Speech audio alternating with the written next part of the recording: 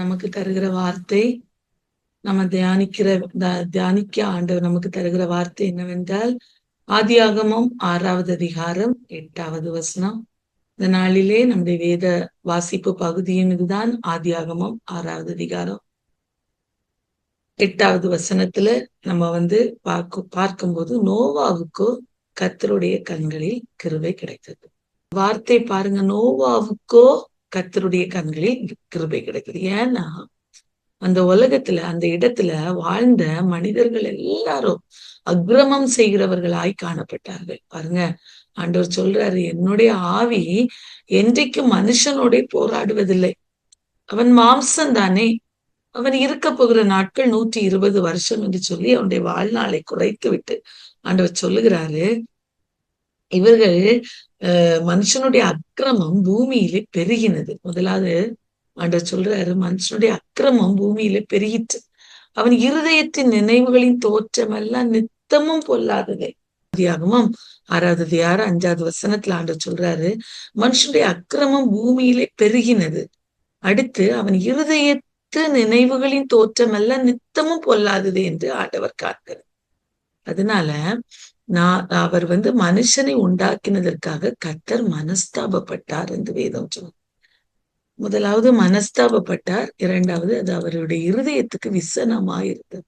வார்த்தைகள்லாம் பார்க்கும்போது வேதனையா இருக்கிறது. பிரியமானவர்களே, இந்த உலகத்துல மனிதர்கள் எவ்வளவோ பாவம் செய்கிறார்கள், எவ்வளவோ அக்கிரமங்கள் செய்கிறார்கள். பாருங்க, ஆண்டவர் அவர்களுடைய அக்கிரமங்கள் பாவங்கள் எல்லாம் பார்த்து மனஸ்தாபப்படுகிறவராய், அவருடைய இருதயத்துல விசனப்படுகிறவர்களாய் காணப்படுகிறார். பிரியமானவர்களே, இந்த காலை வேளையிலே நாம் ஆண்டவரை மனஸ்தாபப்பட வைக்கிறவர்களாய் இருக்கிறோமா, அவரை விசனப்பட வைக்கிறவர்களாய் இருக்கிறோமா என்பதை இந்த காலை வேளையிலே சிந்தித்து பார்க்க வேண்டும். பிரியமானவர்களே, பாருங்க, ஆண்டவர் சொல்றாரு, அவனை நான் உண்டாக்கினதற்காக மனஸ்தாபப்படுகிறேன். அவனுடைய இருதயத்தின் நினைவுகள் எல்லாம் அது சிறு வயது முதல் அது பொல்லாததா இருக்கிறது என்று சொல்லி அவர் அதை பார்த்து விசனம் அடைகிற தெய்வமாய் காணப்படுங்க. ஆண்டவரை நாம் ஒருபோதும் விசனப்படுத்துகிறவர்களாய் மனஸ்தாபப்படுத்துகிறவர்களாய் வாழக்கூடாது. அந்த உலக ஓட்டத்திலே ஆண்டவருக்காக உண்மையானவர்களாய் உத்தமமானவர்களாய் நாம் ஜீவிக்க வேண்டும் என்று சொல்லி ஆண்டவர் விரும்புகிறார். பிரியமானவர்களே, அடுத்து பாருங்க, இந்த சிச்சுவேஷன்ல தான் ஆண்டவர் சொல்றாரு, நோவாவுக்கோ கர்த்தருடைய கண்களில் கிருபை கிடைத்தது. வசனம் சொல்லுகிறது, நோவாவுக்கோ கர்த்தருடைய கண்களில் கிருபை கிடைத்தது. எவ்வளவு பேர் வாழ்ந்தா அந்த இடத்துல, எத்தனையோ பேர் இருந்தாங்க அந்த உலகத்துல. ஆனா நோவாவுக்கோ கர்த்தருடைய கண்களில் கிருபை கிடைத்தது. காலை வேளையிலே நம்முடைய பேரை சொல்லி ஏசப்பா சொல்லணும்,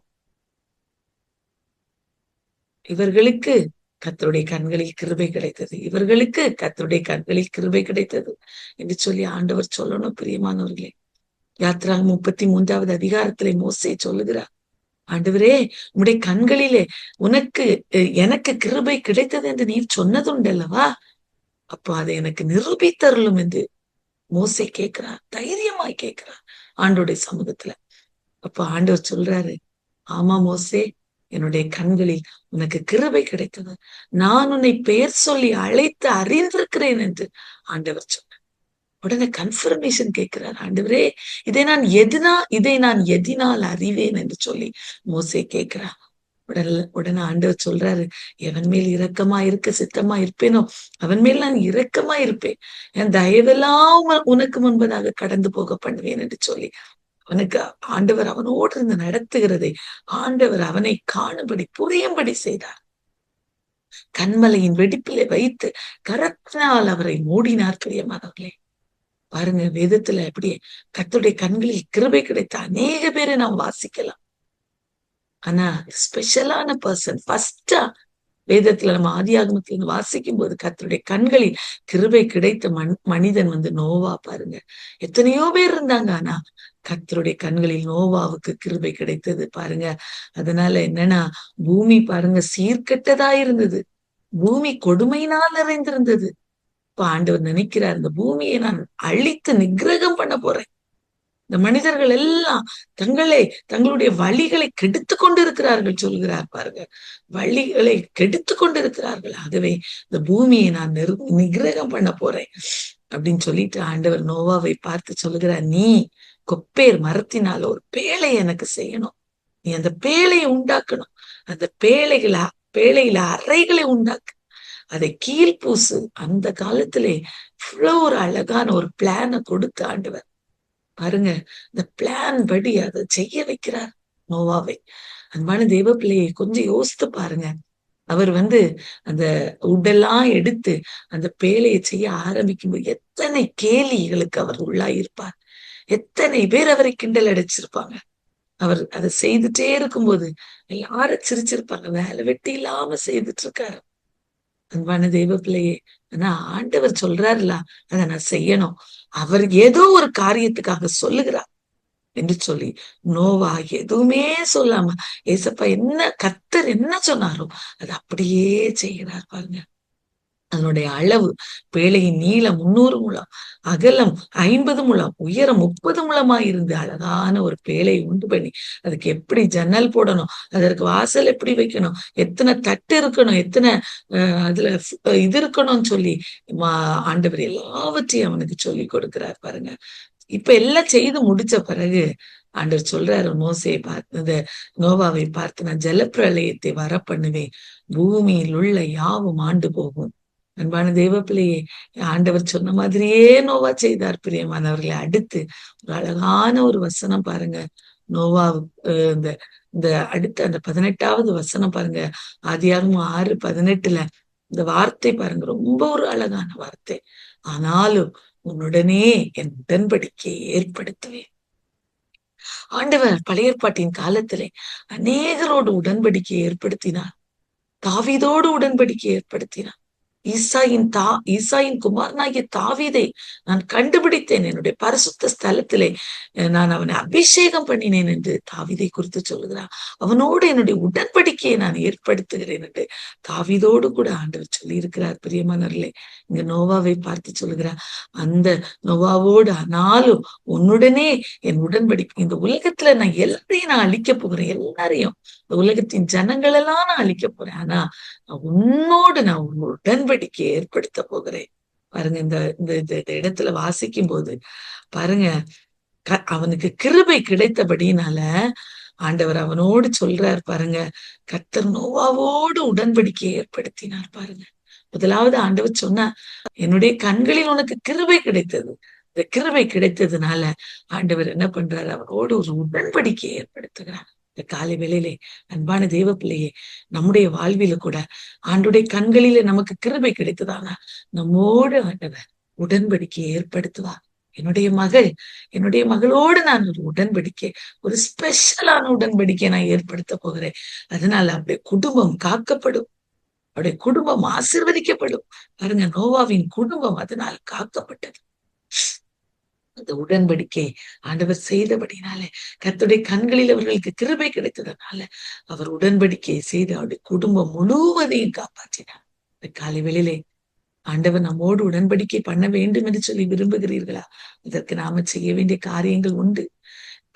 நோவாவுக்கு கர்த்தருடைய கண்களில கிருபை கிடைத்ததற்கு காரணம் என்ன அப்படின்னு சொல்லி நம்ம பார்த்தோம்னா பாருங்க, அடுத்த வசனம் ஆதியாகமம் 6வது அதிகாரம் 9வது வசனம் பாருங்க. நோவா தன் காலத்தில் இருந்தவர்களுக்குள்ளே நீதிமான் உத்தமனுமாய் நோவா தேவனோடு சஞ்சரித்து கொண்டிருந்தான். அன்பான தெய்வ பிள்ளையே, கிருபை கிடைக்க காரணம் முதலாவது நீதிமானாயிருந்தான், 2வது உத்தமனாயிருந்தான், 3வது தேவனோடு சஞ்சரித்து கொண்டிருந்தான். அன்பான தெய்வ பிள்ளையே, இந்த காலை வேளையிலே நீதிமான்களாயிருக்கிறோமா? உத்தமர்களாயிருக்கிறோமா? தேவனோடு சஞ்சரித்து கொண்டிருக்கிறவர்களாயிருக்கிறோமா? நேற்றைக்கு பார்த்தோம், ஏனோக்கு தேவனோடு சஞ்சரித்து கொண்டிருந்தார்.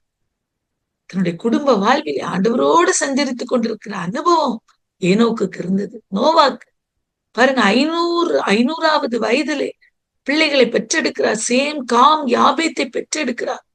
அதற்கு பிறகுதான் இதெல்லாம் வருது, ஜல பிரளயம் எல்லாம். பாருங்க, அத்தனை வருடங்கள் ஆண்டவரோடு சஞ்சரித்துக் கொண்டிருக்கிற அனுபவம்.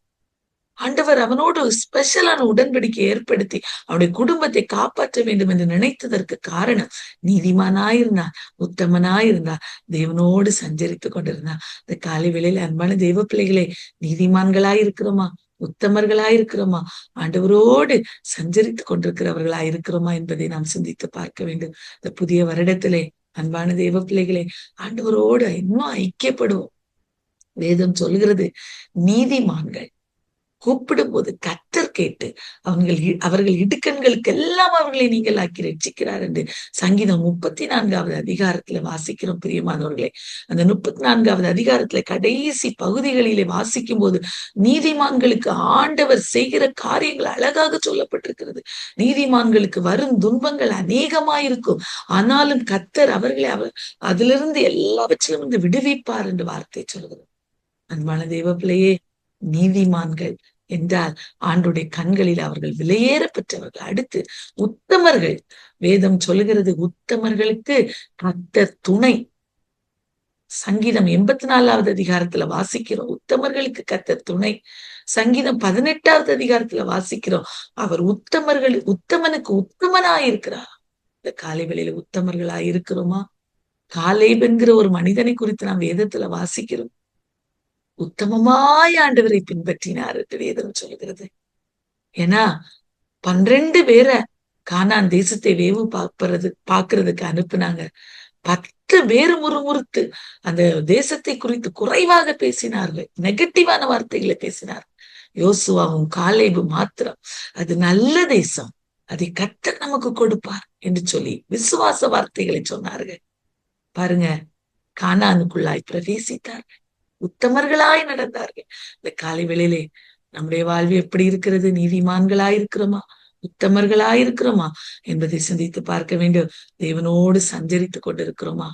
அன்பான தேவ பிள்ளையே, இதெல்லாம் செய்தார்ல, அதனாலதான் நோவாவுக்கு கர்த்தருடைய கண்களில் கிருபை கிடைத்தது. நோவாவோடு ஆண்டவர் உடன்படிக்கை ஏற்படுத்தினார், அவருடைய முழு குடும்பமும் காக்கப்பட்டது. இந்த காலை வேளையிலே ஏசப்பா நம்முடைய முழு குடும்பத்தையும் காக்க வேண்டுமா? நம்மோடு ஆண்டவர் ஒரு உடன்படிக்கை வைக்க வேண்டுமா? இந்த காலை வேளையிலே நீதிமான்களாய் மாறுவோம், உத்தமர்களாய் மாறுவோம். ஆண்டவரோடு இணைந்து அவரோடு அவருடைய வார்த்தைகளை பின்பற்றுகிறவர்களாய், அவருக்காக வாழுகிற பிள்ளைகளாய், அவரோடு சஞ்சரிக்கிற பிள்ளைகளாய் மாறுவோம். ஆண்டவர் நிச்சயமாய் பெரிய காரியங்களை நம்முடைய வாழ்விலை செய்வா.